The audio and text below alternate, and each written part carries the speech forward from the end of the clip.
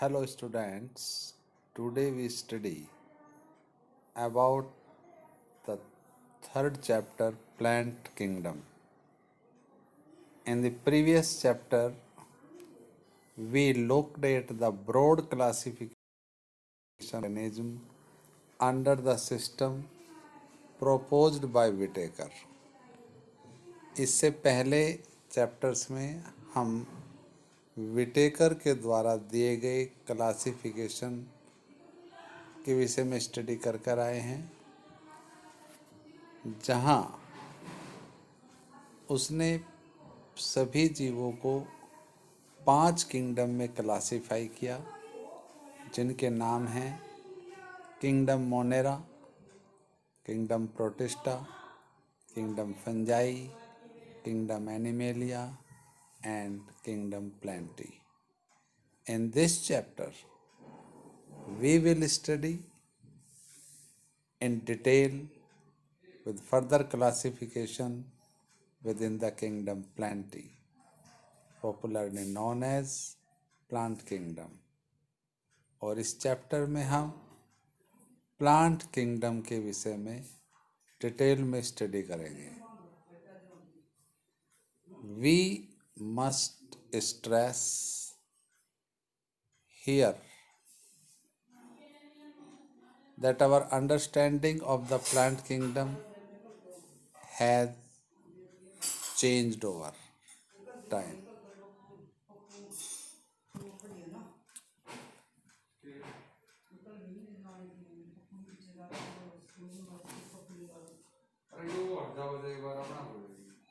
Fungi and members of the Monera and Protista having cell walls have now been excluded from plenty through earlier classification, placed them in the same kingdom. पहले fungi and members of Monerans and members of Protista, जिनकी cell में cell wall होती है, उन सभी को एक ही kingdom plenty kingdom में रखा गया था. लेकिन अब उन्हें इस प्लेंटी किंगडम से अलग कर दिया गया है. So the cyanobacteria that are also referred to as a blue-green algae are not algae anymore. Cyanobacteria, जिसे हम ब्लू ग्रीन एल्गी कहते हैं, वो एक्चुअली में ट्रू एल्गी नहीं है. And in this chapter we will describe algae, bryophyte, pteridophyte, gymnosperm and angiosperm under plenty.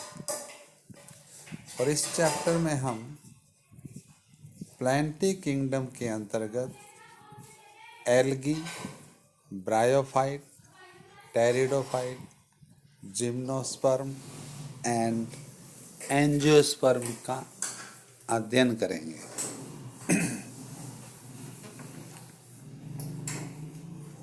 Let us look at classification within angiosperms.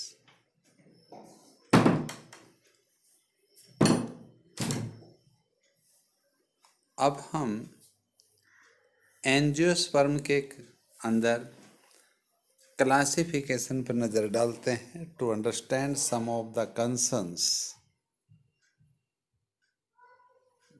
that influenced the classification system. Classification system को affect करने वाले, influence करने वाले हम कुछ पहलुओं पर नज़र डालते हैं। The earliest classification system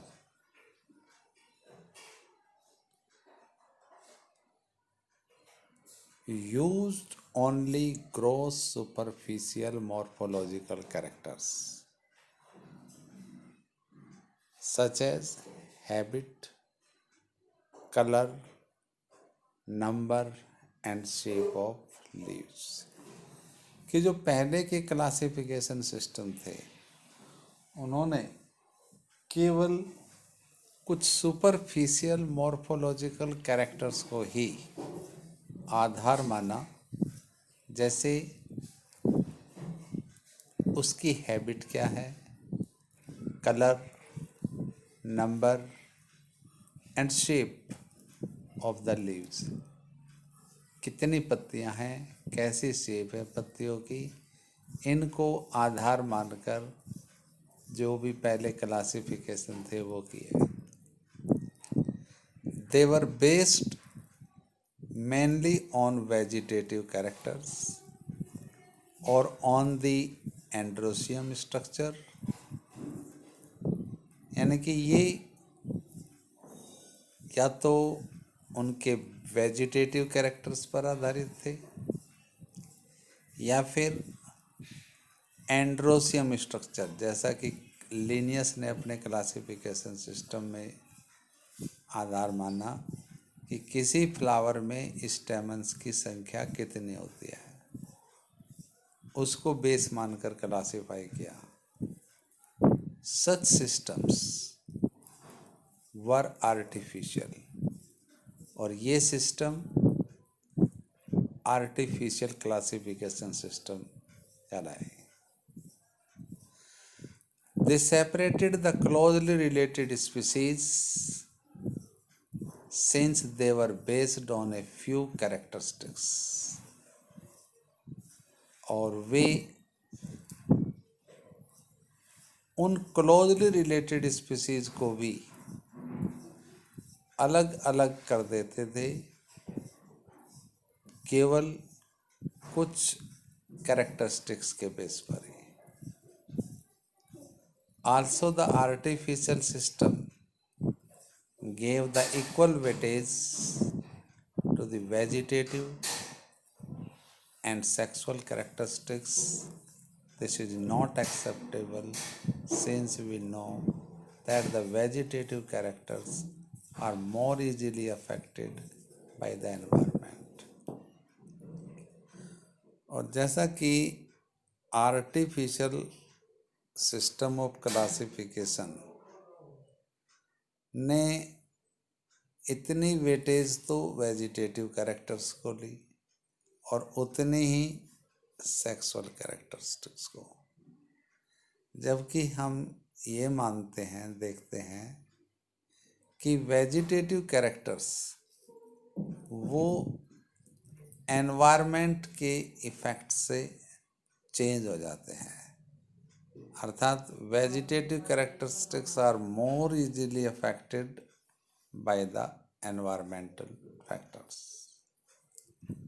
as against this the natural classification system developed, और इस आर्टिफिशियल क्लासिफिकेशन सिस्टम के विपरीत एक और क्लासिफिकेशन सिस्टम डेवलप हुआ जिसे हम नेचुरल क्लासिफिकेशन सिस्टम कहते हैं, which were based on natural affinities among the organism, और जो लिविंग ऑर्गेनिज्म के बीच जो नेचुरल एफिनिटीज हैं उसके ऊपर निर्भर आश्रित था।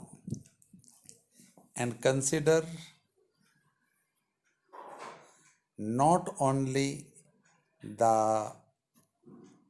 external features but also the internal features like the ultrastructure, anatomy, embryology and phytochemistry. और इस नेचुरल क्लासिफिकेशन सिस्टम में न केवल मॉर्फोलॉजिकल कैरेक्टर बल्कि उनकी internal features, internal structure like the ultrastructure, their anatomy, embryology और फाइटोकेमिस्ट्री जैसी कैरेक्टरिस्टिक्स को भी इंक्लूड किया गया। Such classification of flowering plants was given by George Bentham and Joseph Dalton Hooker. अर्थात ये जो नेचुरल सिस्टम ऑफ क्लासिफिकेशन है वो बेंथम एंड हुकर के द्वारा प्रपोज किया गया है। एट ए प्रेजेंट और आधुनिक समय अब phylogenetic classification system based on evolutionary relationship between the various organisms are acceptable। आजकल फाइलोजेनेटिक क्लासिफिकेशन सिस्टम जो कि इवोल्यूशनरी रिलेशनशिप पर बेस्ड है बिटवीन द वेरियस ऑर्गेनिज्म, इस क्लासिफिकेशन को एक्सेप्ट किया गया।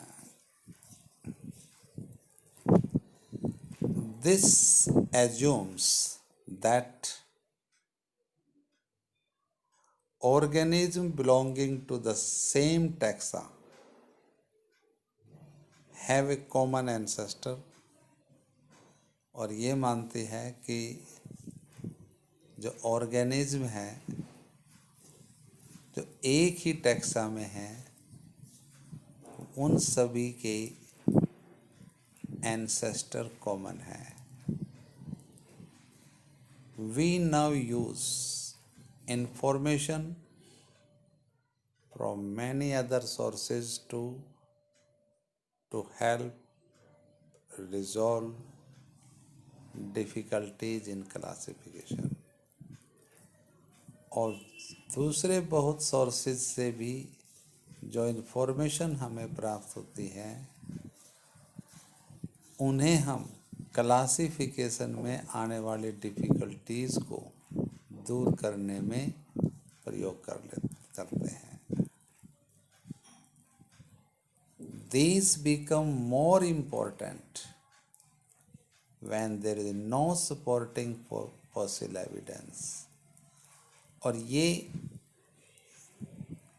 उस टाइम और भी ज़्यादा इम्पोर्टेंट हो जाता है जब हमारे पास सपोर्ट के लिए कोई फॉसिल एविडेंस न हो। Numerical taxonomy which is now easily carried out by using computers is based on all the observable characteristics। और जो न्यूमेरिकल टैक्सोनॉमी है ये कंप्यूटर बेस्ड टैक्सोनॉमी है जिसमें जितने भी ऑब्जर्वेबल कैरेक्टर्स हैं हम उन सभी को कंप्यूटर के अंदर फीड कर देते हैं और फिर कंप्यूटर की हेल्प से उनको असाइन करते हैं। Number and codes are assigned to all the characters and the data are then processed, and in this way each character is given equal importance and at the same time hundreds of characters can be considered। और इस तरह से computer की help से हम सैकड़ों characters को एक साथ कंसिडर कर सकते हैं। Cytotaxonomy, that is based on cytological information like the chromosome number, structure, behavior and chemotaxonomy। और साइटोटैक्सोनॉमी वो सेल की जो स्टडी है, साइटोलॉजिकल इन्फॉर्मेशन है, जैसे सेल में कितने क्रोमोसोम्स हैं, उनकी स्ट्रक्चर कैसी है, उनका बिहेवियर कैसा है, इसकी स्टडी करते हैं। और कीमोटैक्सोनॉमी that uses the chemical constituents of the plant to resolve confusion are also used by taxonomists these days। और आजकल टैक्सोनोमिस्ट के द्वारा कीमोटैक्सोनॉमी का भी उपयोग किया जाता है, जिसमें हम प्लांट्स की जो केमिकल कॉन्स्टिट्यूशंस हैं उसका उपयोग करते हैं टू रिजॉल्व द कन्फ्यूज़न। जो भी हमें कन्फ्यूज़न होते हैं उनको दूर करने के लिए हम प्लांट की जो केमिकल कंपोजिशन है, केमिकल कॉन्स्टिट्यूशंस हैं, उसकी स्टडी करके कंपैरिजन करते हैं।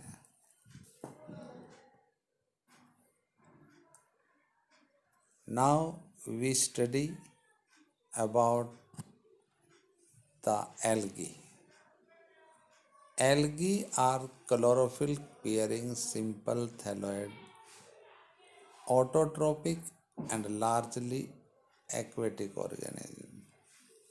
एल्गी ये प्लांट किंगडम के सबसे सिंपलेस्ट प्लांट्स हैं जिनमें क्लोरोफिल होता है, बॉडी थैलस के आकार की होती हैं, ऑटोट्रॉपिक होते हैं और ज़्यादातर एक्वेटिक होती है, चाहे फ्रेश वाटर और marine water.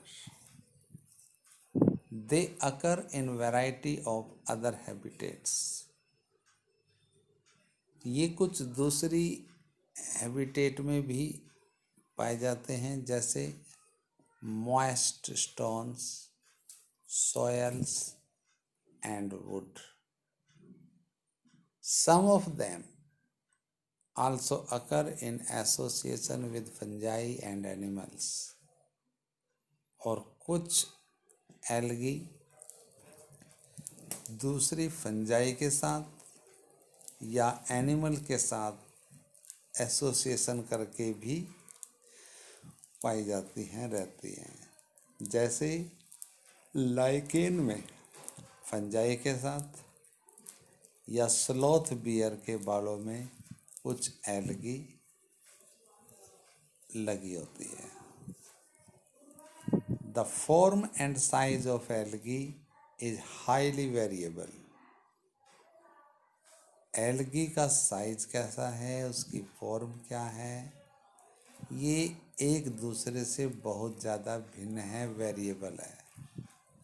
Ranging from colonial forms like volvox and the filamentous form like Eulothrix and Spirogyra। जैसे कुछ तो कॉलोनी बनाकर रहती हैं, जैसे वॉल्वॉक्स, कुछ फिलामेंट के आकार की होती हैं, जैसे Ulothrix and spirogyra. A few of the algae are found in seas बहुत कम ऐसी हैं जो समुद्र में पाई जाती हैं, जैसे kelp form a massive plant bodies. और जो समुद्र में कैल्प वगैरह पाई जाती हैं वो एक मैराइन एल्गी का समूह है, जिनकी काफ़ी बड़ी बड़ी प्लांट बॉडी होती हैं, लगभग 70 मीटर से 100 मीटर तक लंबी होती हैं। The algae reproduce by vegetative, asexual and sexual method. Vegetative propagation या reproduction is by fragmentation, and each fragment develop into a thallus. Algae में 3 तरह से रिप्रोडक्शन होता है, वेजिटेटिवली, एसेक्सुअली और सेक्सुअली। एक वेजिटेटिव प्रोपेगेशन या रिप्रोडक्शन वो फ्रेगमेंटेशन के द्वारा होती है, जिसमें जो मेन प्लांट थैलस है, प्लांट बॉडी है, वो छोटे छोटे बहुत से टुकड़ों में टूट जाता है और फिर प्रत्येक टुकड़े से न्यू एल्गा डेवलप होता है। Asexual reproduction is by the production of different types of spores, और asexual reproduction वो कई प्रकार के स्पोर्स के द्वारा होता है, जिसमें मोस्ट कॉमन स्पोर्स हैं जू स्पोर्स। They are flagellated. ये जू स्पोर्स फ्लैजिलेटेड होते हैं, यानी कि मोटाइल होते हैं, and on germination give rise to new plants. और जब ये स्पोर्स जर्मिनेट होते हैं तो उससे न्यू प्लांट्स डेवलप होते हैं, इवोल्व होते हैं। Sexual reproduction takes place through fusion of two gametes, and these gametes can be flagellated and similar in size as in Eulothrix, or non-flagellated but similar in size as in Spirogyra। और ये जो gametes हैं ये flagellated भी हो सकते हैं अगर दोनों सेम हैं, आइसोगैमस, जैसा कि कारम यूलोथ्रिक्स में होता है, और नॉन फ्लैजिलेटेड भी हो सकते हैं, जैसे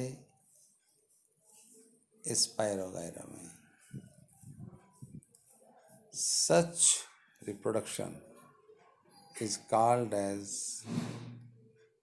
isogamous and fusion of two dissimilar gamete। अगर दो गैमेट आपस में साइज में अलग अलग हैं, आइदर दे आर मोटाइल और नॉन मोटाइल, तो उसे हम एन आइसोगैमस कहते हैं। And fusion between one large non-motile female gamete and a smaller motile male gamete is called oogamous। और एक सेक्सुअल रिप्रोडक्शन का तरीका है oogamous, जिसमें जो मेल गैमेट होते हैं वो मोटाइल होते हैं और जो फीमेल गैमेट होते हैं वो नॉन मोटाइल होते हैं।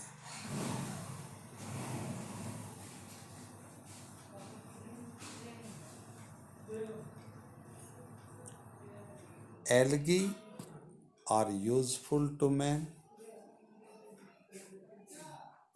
in a variety of ways. Algae मनुष्य के लिए कई तरह से लाभकारी है, कई तरह से उपयोग में लाई जाती है। जैसे at least half of the total carbon dioxide fixation on earth is carried out by the algae through photosynthesis. इस पृथ्वी पर जितनी भी कार्बन डाइऑक्साइड फिक्स होती है उसका आधा एल्गी के द्वारा ही फोटोसिंथेसिस प्रोसेस में फिक्स होती है। And being photosynthetic they increase the level of dissolved oxygen in the environment, in their immediate environment. और इस तरह से ये एल्गी फोटोसिंथेसिस के द्वारा अपने एनवायरनमेंट में डिजोल्व्ड ऑक्सीजन के लेवल को बढ़ा देती है। They are paramount importance as primary producers of energy rich compounds which form the basis of food cycles of all aquatic animals. और जितनी भी एक्वेटिक एनिमल्स की फूड चेन है उन सभी के लिए ये जो एल्गी हैं वो सबसे ज़्यादा इम्पोर्टेंट है। क्यों? क्योंकि उनके लिए भोजन यही प्लांट तैयार करते हैं। मैनी स्पीसीज ऑफ पोरफायरा,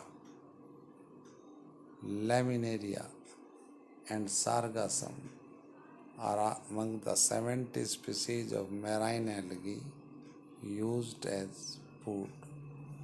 और समुद्र से जो लगभग 70 स्पीसीज ऑफ मैराइन एल्गी मनुष्य काम में लेता है उनमें से बहुत सी जैसे पोरफायरा, लैमिनेरिया एंड सार्गासम ये कुछ इम्पोर्टेंट स्पीसीज है।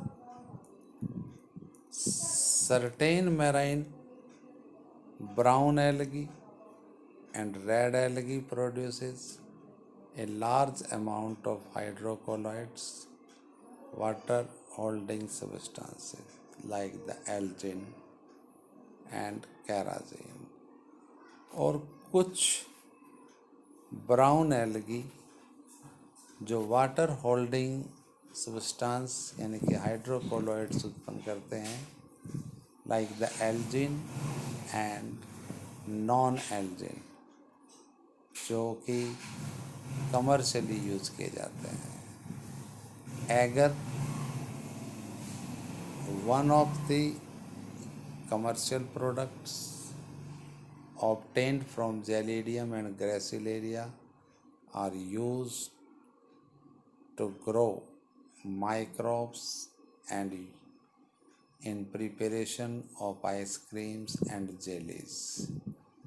एगर जो कि हम जेलिडियम और ग्रेसिलेरिया नामक एल्गी से प्राप्त करते हैं और ये एक तो बैक्टीरिया कल्चर के लिए काम आता है, दूसरा इससे आइसक्रीम और जेली बनाई जाती है। Chlorella is a unicellular alga rich in protein is used as food supplement even by the space traveler। और क्लोरेला जो कि सिंगल सेल एल्गी है उसे सिंगल सेल प्रोटीन के रूप में अंतरिक्ष में या जो क्लोरेला है उसे फूड सप्लीमेंट के रूप में हम इस्तेमाल कर सकते हैं in space. The algae are divided into 3 main classes. Algae को हम 3 मेन क्लासेज में डिवाइड करते हैं, जैसे क्लोरोफाइसी, फियोफाइसी एंड रोडोफाइसी। और इनकी डिटेल हम इससे नेक्स्ट वीडियो में करेंगे, नेक्स्ट पीरियड में करेंगे। Okay, thank you.